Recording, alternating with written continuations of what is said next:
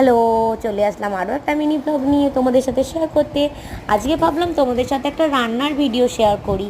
যদিও আমি অতটা ভালো রান্না পারি না, তবু ভাবলাম একটা নতুন কিছু এক্সপেরিমেন্ট করি। যদিও এটা আগেও হয়তো অনেকে বানিয়েছেন, কিন্তু আমি প্রথমবার বানাচ্ছি, তাই তোমাদের সাথে শেয়ার করলাম। প্রথমেই কড়াইতে তেল গরম করে তার মধ্যে পেঁয়াজ বাটা দিয়ে দিলাম। তারপরে পেঁয়াজটা কিছুক্ষণ নাড়ার পর তার মধ্যে আদা ও রসুন বাটা দিয়ে দিলাম। তারপরে ভালো করে সেটাকেও নাড়িয়ে নিতে হবে। কিছুক্ষণ নাড়াচাড়া করার পর তার মধ্যে দিয়ে দিতে হবে দুটো কাঁচা লঙ্কা।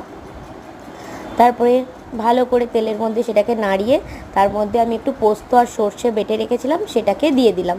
তারপর তার মধ্যে দিলাম হলুদ গুঁড়ো, নুন, গরম মশলা গুঁড়ো এবং দিয়ে দিলাম কাশ্মীরি রেড চিলি পাউডার। তারপরে সেই মশলাটাকে ভালো করে কষিয়ে নিতে হবে। তারপর কিছুক্ষণ নাড়ার পর দিয়ে দিলাম স্বাদ মতো চিনি।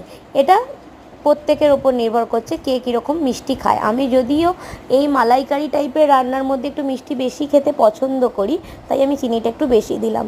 তারপর কিছুক্ষণ নাড়ানোর পর চিংড়ি মাছ যেগুলো ভেজে রেখেছিলাম সেইগুলোকে ওই মশলার মধ্যে দিয়ে কিছুক্ষণ নাড়াচাড়া করে যখন একটু তেল ছেড়েছে, তারপর ওই সর্ষে পোস্ত যে বেটে রেখেছিলাম সেই বাটি ধোয়া জলটা ওর মধ্যে দিয়ে দিলাম। অনেকেই বলে এতে নাকি খুব টেস্ট বাড়ে, আমার মা, তাই আমিও তাই করলাম।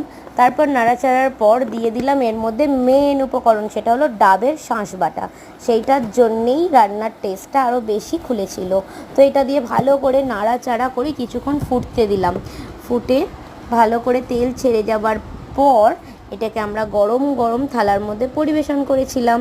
দেখো, এই নামানোর পর দেখতে এরকম হয়েছিল। আমি তো আর লোভ সামলাতে পারছি না, বাহ!